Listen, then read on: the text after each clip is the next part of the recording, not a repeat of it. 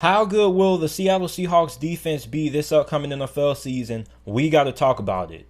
I want to give a special shout out to the sponsor of this video, Manscaped. So Manscaped recently just launched their Lawnmower 4.0. And listen, if you are a guy who does a lot of shaving underneath, the Lawnmower 4.0 is the perfect tool for you because listen, my first time shaving a couple of months ago went terrible. I had a bunch of scrapes, I had a bunch of bruises, and I also had patches because I didn't finish the job. So when Manscaped sent me the Lawnmower 4.0, I used it, and I was a little bit scared, okay? Because I was like, I ain't trying to give myself patches and give myself injuries like I did last time, my first time shaving. But when I used the Lawnmower 4.0, let me tell you guys something. It was a easy process. I had no scrapes, no bruises. It was no pain. Listen, if you're a guy who does a lot of shaving underneath, make sure that you guys go ahead and cop the Lawnmower 4.0 using my promo code JT for 20% off plus free shipping off your Manscaped purchase. Once again, make sure that you guys use promo code JT for 20% off your purchase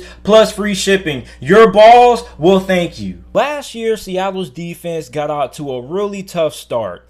They had the worst defense in NFL history through the first 8 weeks of last year's regular season. Now, Ken Norton Jr., the current DC in Seattle, was able to make some adjustments, and his defense ended up playing really well to close out last year. Now, this year, I believe that the Seahawks are going to have a top 10 defense, and I think this is going to be one of the best defenses that Seattle has had in a very long time since the Legion of Boom. Now, when you look at this defense, this is a really talented defensive line that they have. This is a top 10 defensive line without a doubt, maybe better. You got Carlos Dunlap, who helped turn around Seattle's defense last year. He had 6 sacks. You got LJ Collier there. You got Kerry Hyder, who had 8.5 sacks last year for San Francisco. You got Poona Ford, who is one of the best defensive tackles in the NFL when it comes to stopping the run. Then you have edge rusher Darrell Taylor. Now, Darrell Taylor was a guy who a lot of people were high on a year back when he was coming out of Tennessee, but the thing is, we didn't really get to see him play last year because he had a leg injury which caused him to miss all of last year. Now, during his time at Tennessee, he had 8 sacks and 8.5 sacks. He had 8 sacks in 2018 and 8.5 sacks in 2019. Now, there was a lot of reports coming out of Seattle's rookie minicamp that Darrell Taylor was the best player during that minicamp. Now, I'm really excited to see Darrell Taylor because I live on the East Coast, so I do watch a lot of SEC football. I watched a lot of Darrell Taylor when he played for Tennessee, believe it or not, and I was really impressed with Darrell Taylor. I feel like Darrell Taylor is going to be a guy who's not only going to have a really good year, but I think he could potentially end up being a Pro Bowl caliber player for Seattle this year or the next coming year. I definitely think they have a good one in Darrell Taylor. Now, on top of that, you have Alton Robinson, who also is coming off a really good season from last year. This defensive line is really good. I don't think a lot of people realize how good of a defensive line Seattle actually has. You have talented starters. You also have a lot of depth there. Now, linebacker is pretty solid as well. You got linebacker Jordan Brooks, who had a pretty solid rookie year. He should be looking at a more increased role this year in 2021. You got Bobby Wagner, who is the best linebacker in the NFL. You got Shaquem Griffin. You got Ben Burr-Kirven. So linebacker is really good. Now, when you look at this front seven in general, this is one of the best front sevens in all of the NFL. Now, here's where your question probably lies if you are a Seahawks fan. The cornerback position is a big question mark. Now, they have some guys who can play. DJ Reed was their best cornerback last year. He's their best cornerback on the roster this year. You lost Shaquille Griffin, which I don't think is a big negative because Shaquille Griffin, he wasn't bad, but I don't think he was good. He was really inconsistent. He would have some good games. He would also have some really bad games as well. He was just really inconsistent. So I don't think losing Shaquille Griffin is all that big of a loss like some outsiders who are non-Seattle Seahawks fans may believe. Now, you also have Weatherspoon. You got rookie Trey Brown. You got Trey Flowers. This secondary may be a question mark heading into the year, but I think that the cornerback position overall should be pretty good this year. It's just a lot of guys who we don't really know that much about because we're used to hearing guys like Shaquille Griffin. So it's going to take a little bit of getting used to the new names and the new faces playing cornerback for Seattle this year. And corner may be a big area of concern at the end of this year, but I ultimately think that the cornerback position for Seattle should be really good, and I'm really excited to see DJ Reed play this year. I think he's another guy who could end up being a potential Pro Bowler for Seattle on this defense. Now, of course, you got Jamal Adams, aka Blitz Boy. I think that's the nickname they call him. He was incredible for Seattle last year.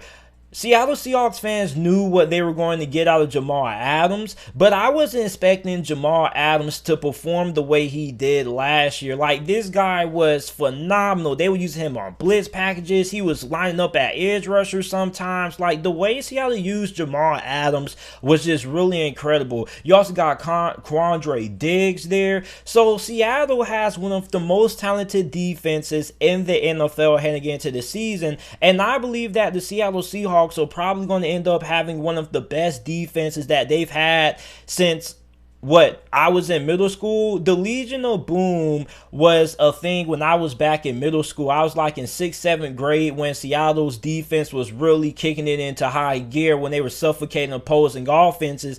I don't think this defense will be as good as what that defense was, because that defense was historical, but this defense definitely is going to be really good this year. Now, like I said, your biggest concern is probably going to be at corner. You don't know if you have a true number 1 corner. You don't even know if you have a true number 2 corner or whatnot. But I definitely believe that Seattle's cornerback position pretty much should be really good. Now, last year, Seattle's defense was 16th in points per game, allowing teams to score 23.6 points a game. They were 22nd in yards per game allowed with 377. They were 30th in pass defense. They had one of the worst pass defenses in the NFL last year, but they were really good against the run. They were 5th in rushing yards per game allowed, only allowing 99 rushing yards per game, less than 100, and that was because of how great their defensive line was. Now, I'm wondering, where's the pass rush going to come from? Now, Seattle's pass rush wasn't all that great. It wasn't great at the beginning of the year,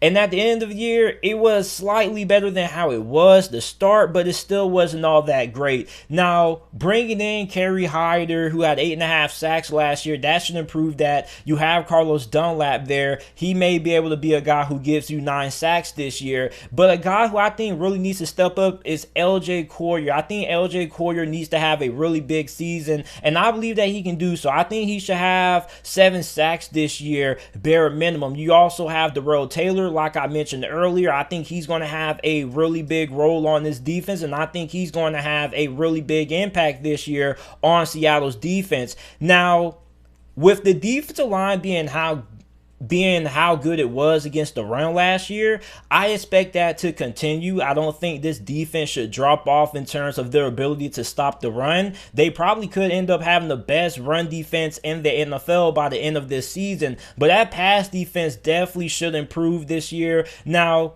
corner is an area of concern. You may be like, well, JT, how do you expect their pass defense to improve when they lost, one of their best corners in Shaquille Griffin? I understand that, but like I mentioned earlier, Shaquille Griffin was really inconsistent, and I definitely like the corners that they have on the roster. A lot of you guys may not believe in it because you look at the names, and at this time of the offseason, when you have new faces, guys who you don't really know that much about, of course, you're always going to have some concerns there, but I definitely feel like the cornerback position for Seattle is going to be better than what some people may think that it will be, because I don't think this secondary is going to be bad enough to have one of the worst pass defenses in the NFL this year. I just can't see it happening, and if it does happen, then Ken Norton Jr. definitely probably could be in the unemployment line. So for Seattle's defense, I'm expecting this defense to be top 10. I think they should be really good against the run. I think this is a pass defense who should be somewhere around 15 or 14th in the NFL in that department in pass yards per game allowed. I definitely think that this is going to be a defense that is going to be really good in the red zone because of how good their defensive line is and how good they are against the run. Now, ultimately, the pass rush is going to be the biggest question aside from the secondary, but I believe that this pass rush should improve because Seattle's pass rush hasn't been there for over the last couple of seasons. So for Seattle and Ken Norton, you're looking to get that pass rush going this year. And if that pass rush can get going and this cornerback group plays as good as what I believe, then Seattle probably could have a Super Bowl caliber defense on their hands this season. So you guys let me know down in the comment section down below how good you guys feel Seattle's defense will be this year. I believe that this defense probably will be a top 10 unit. But you guys let me know. Make sure that you guys like the video and subscribe to the channel for more NFL videos and content. Also, make sure to follow me on my social media pages. My Instagram and Twitter is both JT_. Link to those are down in the description down below. Make sure you guys check out the JT Sports Podcast, available on all podcasting platforms, Apple Podcasts, Spotify Podcasts. Wherever you get your podcast from, the JT Sports Podcast is available. And if you listen on Apple Podcasts, make sure that you guys leave a 5-star review. Thank you guys for watching.